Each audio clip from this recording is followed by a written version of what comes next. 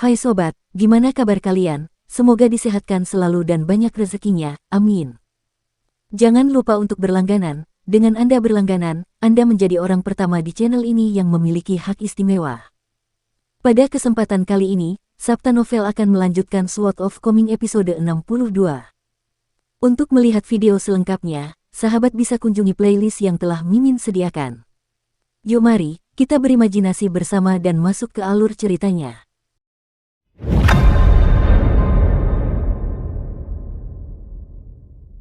Ning Yao perlahan terbangun dari tidurnya yang nyenyak dan nyaman. Setelah membuka matanya, dia sedikit bingung karena mendapati dirinya sedang duduk di kursi. Setelah ragu-ragu sejenak, dia berdiri dan berjalan untuk membuka pintu, hanya untuk mendapati seorang lelaki tua dan seorang anak laki-laki duduk di luar. Keduanya terdiam, karena mereka memang tidak banyak bicara. Setelah mendengar langkah kaki Ning Yao, Chen Pingan berbalik dan berkata sambil tersenyum, "Oh, kamu sudah bangun. Kamu tidur sangat nyenyak sebelumnya, jadi aku memutuskan untuk tidak membangunkanmu." Ning Yao mengangguk sebagai jawaban, tidak terlalu memperhatikan hal ini. Dia menoleh ke lelaki tua itu dan berkata, "Senior Yang, apa, kamu takut Chen Pingan memanfaatkanmu saat kamu sedang tidur?"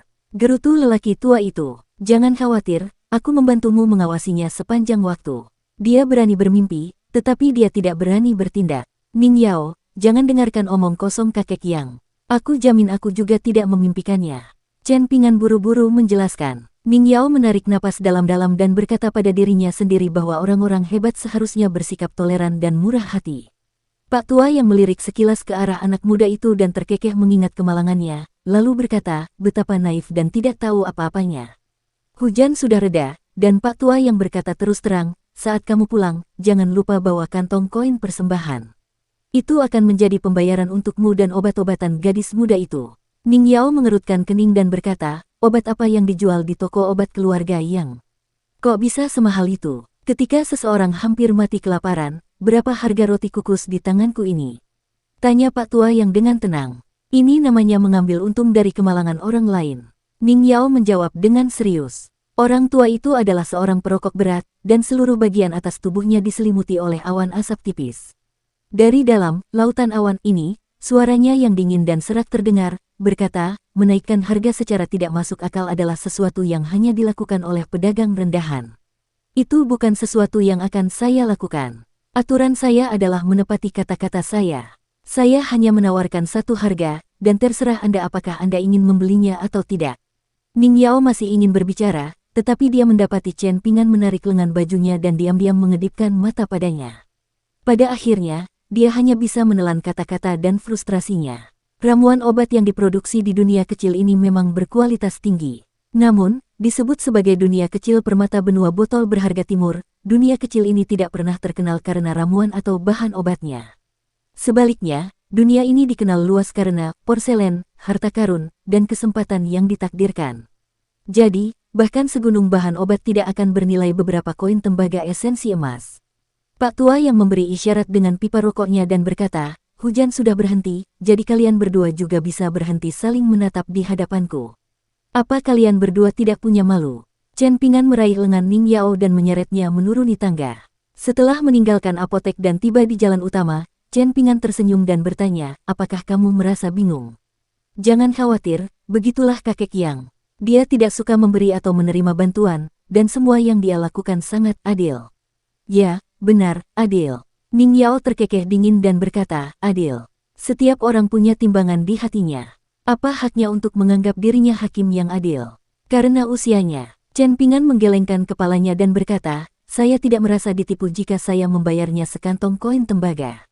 Ning Yao meliriknya dan berkata, "Jika kamu masih bisa menaruh tanganmu di hatimu dan mengatakan hal ini setelah hidup di dunia luar selama 10 tahun, maka kamu menang. Kalau begitu, kita bicarakan saja nanti," jawab Chen Pingan sambil tersenyum. Ning Yao mendesah kesal. Dia benar-benar tidak bisa mengatakan alasan apapun padanya. "Kemana kita sekarang?" Chen Pingan berpikir sejenak sebelum menjawab, "Ayo kita pergi ke bengkel pandai besi untuk melihat keadaan Liu Xianyang. Selagi kita di sana, kita juga bisa mengambil pedangmu dari tanah." "Kalau begitu tunjukkan jalannya," kata Ning Yao dengan tegas. "Apakah tubuhmu baik-baik saja?" tanyanya tiba-tiba. Chen Pingan tersenyum dan menjawab, "Tidak ada masalah besar. Namun, Selain berlatih teknik tinju, aku juga harus minum obat seperti yang kamu lakukan setiap hari. Kakek yang juga mengatakan bahwa jika obatnya tidak manjur, aku mungkin perlu mengeluarkan lebih banyak uang. Kau benar-benar percaya padanya? Ning Yao bertanya dengan ekspresi bingung. Chen Pingan tersenyum dan menggelengkan kepalanya. Seolah-olah dia tidak mau repot-repot berdebat dengannya tentang hal ini. Setelah meninggalkan kota kecil itu, dia menyingsingkan lengan bajunya dan membuka belati rok, lalu mengembalikannya kepada Ning Yao. Setelah menyembunyikan belati roknya, Ning Yao pergi untuk mengambil pedangnya yang telah diinjak-injak ke tanah oleh si kera penggerak gunung. Mengenai sarung pedang yang telah diberikannya kepada Chen Pingan, dia telah memutuskan untuk meninggalkannya sementara waktu. Sarung itu tergantung di pinggangnya sekarang, dan ini memberi pedang terbang itu tempat untuk tinggal. Ketika Chen Pingan dan Ning Yao tiba di ujung selatan jembatan tertutup, mereka melihat seorang gadis dengan kuncir kuda dan berpakaian hijau duduk di atas tangga, dengan kedua tangan di pipinya sambil menatap ke kejauhan. Dia duduk dengan punggung menghadap mereka. Sendirian di halaman belakang toko obat keluarga Yang, Pak Tua yang menyingkirkan pipa rokoknya dan melambaikan tangannya, menghilangkan kepulan asap di sekelilingnya. Tenang saja. Aku akan memberimu tubuh pelindung sungai yang tidak bisa dihancurkan saat kau berhasil. Mengenai apakah kau bisa menjadi dewa sungai sejati atau tidak, itu tergantung pada kemampuan dan keberuntunganmu sendiri. Akhirnya, dia mengetuk tanah dengan pipa rokoknya, lalu mendongak ke arah pohon lokas tua. Dia mendecakkan lidahnya karena heran dan berkata, pohon tumbang, dan monyet-monyet berhamburan. 3 kereta kuda melaju menuju Clive Fase Eli. Song Changjing benar-benar tidak dapat memahami mengapa keponakannya bersikeras memelihara persaingan dengan seorang anak muda miskin dari gang kecil kumuh ini. Bahkan, ia sampai menumbuhkan simpul di hatinya karena hal ini. Song Changjing tersenyum dan berkata, karena aku sudah pernah ikut campur dalam persainganmu yang tidak jelas dengan Chen Pingan, aku tidak akan ikut campur lagi untuk kedua kalinya. Kau harus menyelesaikan masalah ini sendiri. Pada akhirnya, ia memperingatkan, Anda diizinkan memiliki hubungan pribadi dengan Sun Skok Mountain, tetapi ingatlah untuk tidak terlalu terlibat dengan mereka. Song Jixin merasa geli, dan bertanya, hubungan pribadi. Apakah yang kau maksud adalah gadis kecil itu? Haha, aku hanya merasa itu sedikit menyenangkan. Tidak ada hubungan yang perlu dibicarakan. Itu hanya untuk bersenang-senang, jadi kau memutuskan untuk memberinya labu pemeliharaan pedang begitu saja. Song Changjing terkekeh. Song Jixin mendengus dan tetap diam. Kereta tidak bisa memasuki gang kecil itu, dan Song Changjing juga tidak ingin turun untuk masuk. Jadi, Song Jixin melompat dari kereta sendirian. Dia mendapati bahwa hujan turun, meskipun itu hanya gerimis musim semi. Namun, hujan itu menunjukkan kecenderungan menjadi hujan lebat. Ia bergegas berlari ke lorong vas tanah liat dan memasuki halamannya. Yang menyambutnya adalah pemandangan Zigui yang duduk di bawah atap rumah dan melamun. Song Jixin tersenyum dan berteriak, ayo pergi. Tuan mudamu akan membawamu ke ibu kota Kekaisaran Li Agung untuk memperluas wawasanmu. Zigui tersadar, dan bertanya, kita akan segera pergi. Song Jixin mengangguk dan berkata, semuanya sudah dikemas, jadi aku tidak tahu kenapa tidak. Ada 2 koper besar di kamarku, dan ada juga koper kecilmu. Kami sudah mengemas semua yang bisa dan ingin kami kemas. Tidak ada yang tersisa di rumah, jadi apa bedanya jika kita berangkat lebih awal atau lebih lambat? Zigui meletakkan dagunya di lututnya dan berkata dengan sedih, ya, tempat ini adalah rumah kita. Song Jixin menghela napas dan berjalan mendekat untuk duduk di ambang pintu di sebelahnya. Ia menyeka air hujan di dahinya dan bertanya dengan suara lembut, ada apa? Enggan pergi. Jika kau benar-benar merindukan tempat ini, maka kita bisa pergi sedikit lebih lama. Itu tidak masalah. Aku bisa memberitahu yang lain. Zigui tiba-tiba tersenyum, melambaikan tangan mungilnya dengan penuh semangat dan berkata, tidak perlu.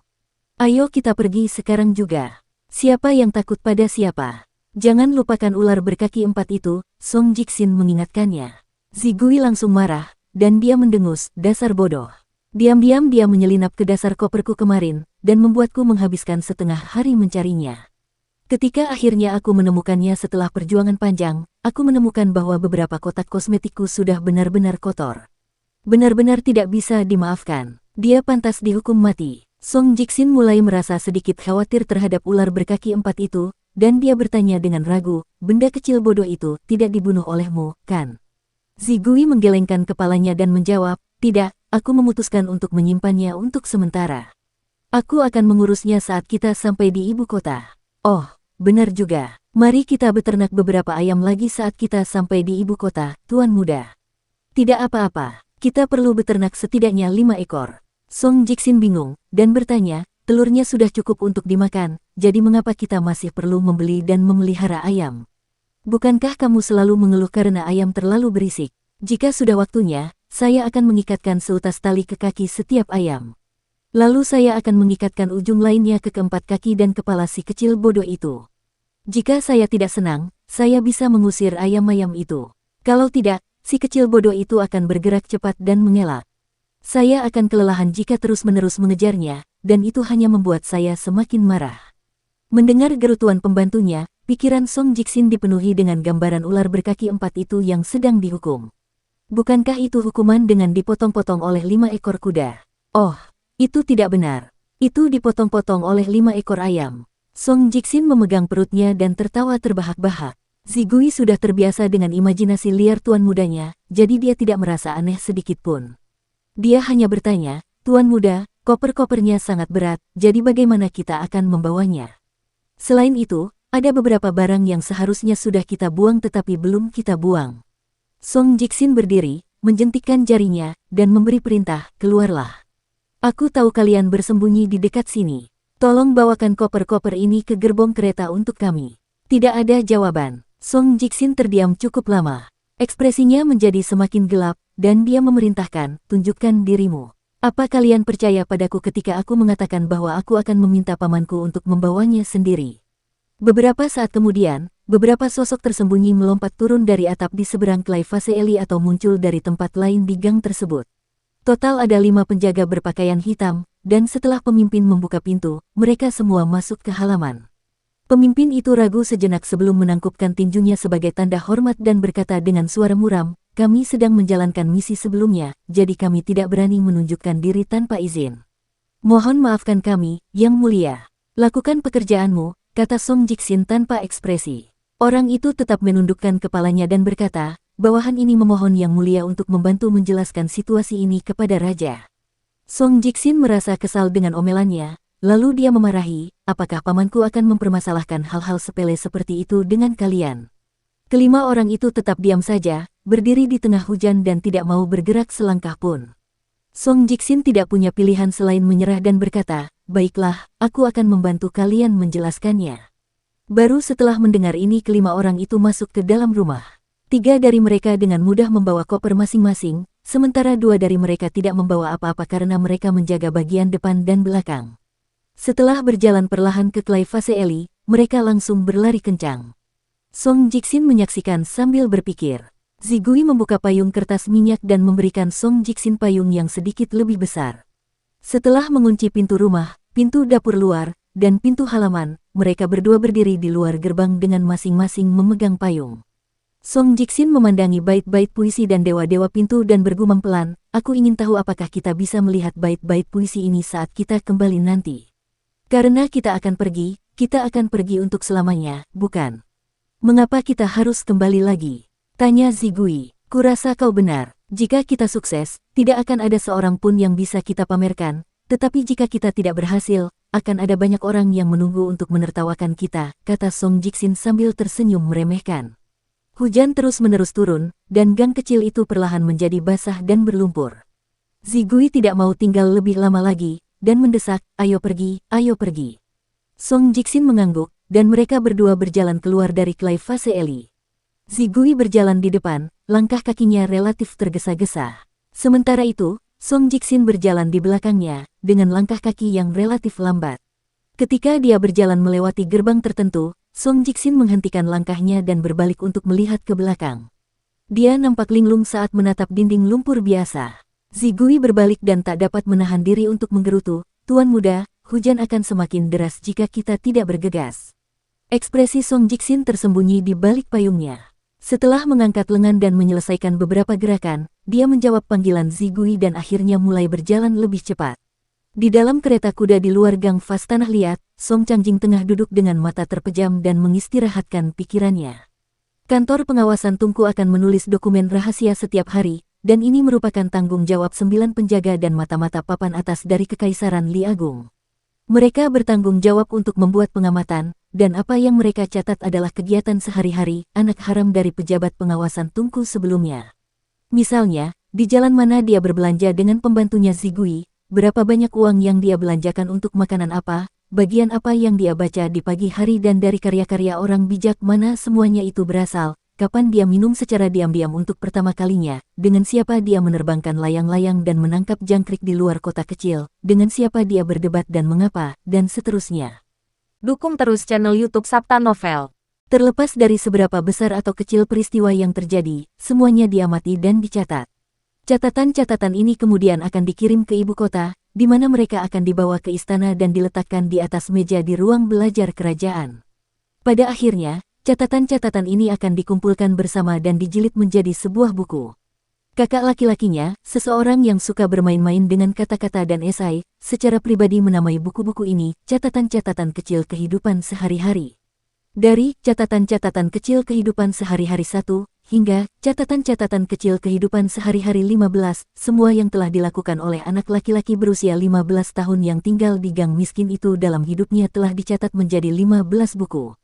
Sebelum datang ke kota kecil itu, Song Changjing telah membolak-balik catatan-catatan membosankan tentang kehidupan keponakannya. Akan tetapi, ia dengan cermat memperhatikan bahwa ada satu halaman yang hilang dari catatan ke-12, dan lebih jelas lagi bahwa catatan itu sengaja disobek oleh seseorang. Ini kemungkinan besar menandakan bahwa sebuah peristiwa besar telah terjadi ketika Song Jixin berusia 12 tahun. Song Changjing awalnya mengira bahwa ini adalah percobaan pembunuhan berdarah yang diperintahkan oleh seseorang di ibu kota. Terlebih lagi, pelakunya begitu kuat sehingga bahkan saudara laki-laki Song Jixin hanya bisa diam. Baru kemudian Song Changjing menyadari bahwa ini tidak benar. Sebaliknya, halaman itu kemungkinan besar mencatat sesuatu yang merupakan kenangan buruk bagi Song Jixin. Terlebih lagi, itu pasti terkait dengan Chen Pingan dari Clay Fase Eli. Song Changjing mulai menata pikirannya. Ia jarang punya waktu untuk beristirahat, dan ia memanfaatkan kesempatan ini untuk merenungkan dengan saksama rekaman percakapan antara kedua pemuda itu, serta bagaimana situasi yang akan terjadi selama percakapan tersebut. Song Changjing membuka matanya dan menyingkap tirai di kereta. Ia melihat sosok ramping pembantu yang memegang payung terlebih dahulu, lalu melihat sosok keponakannya di belakangnya. Mereka berdua berjalan menuju kereta kedua. Sementara itu, koper mereka sudah ditaruh di kereta terakhir. Sudah waktunya pergi, kata Song Changjing lembut. Kereta perangnya bergerak maju perlahan-lahan. Namun, kereta itu tiba-tiba berhenti, dan tak lama kemudian, Song Jixin yang kebingungan dan marah menyerbu ke dalam kereta sambil berteriak, "Apa maksudnya ini? Apakah kau mengacu pada dua mayat di keretamu?" tanya Song Changjing. Song Jixin sangat marah saat dia menatap Song Changjing. Ekspresi Song Changjing tenang, dan dia menjelaskan, "Apakah kamu tahu identitas mereka? Ada 7 badan intelijen di Kekaisaran Li Besar, dan 3 di antaranya berada di bawah kendaliku. Tugas utama mereka adalah menyusup ke pengadilan resmi negara dan kekaisaran lain, mengumpulkan informasi tentang militer mereka, dan menyuap pejabat dan jenderal mereka. Guru Kekaisaran, Embroidered Tiger, mengendalikan 3 badan intelijen lainnya, dan tugas utama mereka adalah mengawasi pembicaraan yang terjadi di dalam kekaisaran, terutama di istana resmi dan di dunia fana. Mereka terutama harus mengawasi ibu kota. Badan intelijen terakhir menargetkan para petani, dan mereka mendengarkan perintah seseorang. Total ada 9 mata-mata di kota kecil ini, dan mereka berasal dari masing-masing dari 7 badan intelijen yang berbeda. Tugas mereka adalah menjamin keselamatan Anda dan memastikan tidak ada hal buruk yang terjadi pada Anda. Apa yang ingin kau katakan? Song Jixin bertanya dengan suara serius. Song Changjing tersenyum dan menjawab, ada banyak liku-liku, dan dalam hal kepada siapa orang itu sebenarnya setia, ada banyak penjelasan yang berantakan dan setengah kebenaran. Jika kau ingin aku menjelaskan ini padamu, aku akan mengatakan bahwa itu cukup sulit. Bagaimanapun, orang itu pantas mati. Namun, kau perlu mengingat ini. Yang lain semua memandangmu sebagai pangeran dari Kekaisaran Li Agung sekarang, dan mereka semua menganggapmu sebagai keturunan bangsawan yang agung. Di permukaan, mereka mungkin menghormatimu, memujamu, atau bertindak patuh di hadapanmu. Kau tentu dapat menerima semua ini. Namun, jangan pernah lupa mengapa orang-orang ini bertindak seperti itu. Oh, kenapa begitu? Song Jixin bertanya sambil terkekeh dingin. Song Changjing tersenyum tipis dan menjawab, apakah menurutmu dirimu benar-benar penting atau semacamnya? Ini semua karena aku menemanimu sekarang. Aku takut kau akan melupakan ini, jadi aku memanfaatkan kesempatan ini untuk memberimu pelajaran kecil.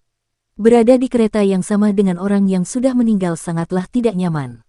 Namun, ini masih lebih baik daripada aku harus duduk di samping mayatmu saat kita bertemu nanti. Wajah Song Jiksin memerah semerah bit. Song Changjing meliriknya dan berkata dengan dingin, kamu bisa pergi sekarang. Song Jiksin langsung menelan kata-kata yang sudah ada di ujung lidahnya. Dia diam-diam berbalik, menggertakkan giginya saat dia pergi dengan marah. Setelah Song Jiksin pergi, Song Changjing tersenyum dan merenung, dengan kemampuan yang sangat minim, apakah harimau dan rubah ompong itu tidak akan langsung mengincarmu saat kau tiba di ibu kota? Apakah mereka tidak ingin mencabik-cabik beberapa potong daging dari tubuhmu? Faktanya, Song Changjing juga merasakan sedikit sakit kepala ketika memikirkan untuk kembali ke ibu kota. Di dalam kereta, secara mengejutkan mayatlah yang memakan tempat paling banyak. Song Jiksin sangat tidak nyaman, dan sebaliknya Zigui yang memasang ekspresi tenang dan kalem. Oh, benar juga, Zigui, apakah kamu membawa kunci rumah lama kita? Song Jiksin bertanya dengan santai. Zigui memasang ekspresi bingung saat menjawab, tidak, saya hanya meninggalkannya di suatu tempat di rumah. Lagi pula, saya tidak ingin kembali. Ada apa? Mengapa Anda menanyakan hal ini, Tuan Muda? Lagi pula, bukankah Anda juga punya satu set kunci? Oh, aku juga meninggalkannya di rumah, jawab Song Jiksin sambil tersenyum. Ketiga kereta itu melewati pohon lokas tua, keluar dari kota kecil, dan akhirnya berjalan di jalan yang berlumpur dan tidak rata. Mereka terus berjalan ke arah timur. Ketika ketiga kereta itu keluar dari gerbang timur kota kecil itu, penjaga gerbang Zheng Dafeng telah mengamati mereka dari tempat berlindungnya di gubuk lumpur. Berjongkok di dekat pintu dan dengan kedua tangan di lengan baju yang berlawanan, lelaki yang belum menikah itu menguap ketika dia melihat mereka meninggalkan kota. Setelah melakukan perjalanan sekitar 1 jam, Song Changjing tiba-tiba memerintahkan dengan suara serius, berhenti. Song Changjing turun dari keretanya, sementara Song Jiksin dan Zigui menyingkap tirai kereta mereka dan menjulurkan kepala mereka bersama-sama. Mereka menatap Song Changjing dengan rasa ingin tahu. Song Changjing melambaikan tangannya, dan Song Jiksin segera menyusut kembali ke keretanya, menyeret Zigui bersamanya. Song Changjing melangkah maju, dan tidak jauh di depannya, berdiri seorang pria parubaya yang biasa-biasa saja menghalangi jalan. Dia tampak seperti orang yang jujur, dan sandal jerami serta celananya semuanya berlumuran lumpur. Saat dia berjalan mendekat, Song Changjing tersenyum dan berkata, siapa sangka? Ternyata ada orang sepertimu yang bersembunyi di kota kecil ini. Dari kelihatannya, para perwira intelijen Kekaisaran Li Agung benar-benar hidup dari kotoran, bukan beras. Jubah putih Song Changjing awalnya bersih tanpa noda, tetapi sekarang, jubahnya juga terkena air dan lumpur. Sepatunya juga tidak luput dari noda. Akhirnya, Song Changjing berhenti 10 langkah dari pria paruh baya itu. Karena kamu tidak langsung menyerangku, mengapa kamu tidak memberitahuku apa tujuan akhirmu? Atap rumah lelaki paruh baya itu telah dirusak oleh si kera pemindah gunung, namun saat berhadapan dengan raja dari kerajaan Li Agung, bagian mana dari dirinya yang masih terlihat seperti lelaki menyedihkan dan tak berguna yang berjongkok di tanah dan menggerutu dalam diam. Song Changjing, kau tentu akan tahu jawabannya jika kau bisa selamat dalam pertempuran ini, kata Li Er dengan suara serius. Song Changjing mengerutkan kening sebagai jawaban. Li Er memahami kekhawatirannya, dan dia berkata, aku akan membiarkan kereta lewat terlebih dahulu. Song Changjing mengangguk sambil tersenyum. Dia tidak menoleh, dan terus menatap Li Er sambil berteriak, kalian pergi duluan. Terus maju, Li Er minggir dan membiarkan ketiga kereta itu lewat tanpa halangan apapun. Baru setelah kereta itu benar-benar menghilang dari pandangan, Song Changjing mengalihkan perhatiannya ke Li Er yang menunggu dengan sabar. Basis kultivasi orang ini pasti lebih tinggi dari miliknya. Akan tetapi, kesenjangan di antara keduanya terbatas. Song Changjing tidak takut, dan malah dipenuhi semangat juang. Semangat dan gairah mengalir dalam darahnya saat ia menarik kerah bajunya. Meskipun orang yang berdiri di depannya tidak terkenal, dia jelas merupakan batu asa ulung untuk mengasah latihan bela dirinya. Naluri Song Changjing mengatakan kepadanya bahwa segalanya bergantung pada momen ini, apakah dia hidup atau mati, dan apakah dia akan berada di tingkat 9 atau tingkat 10 besok.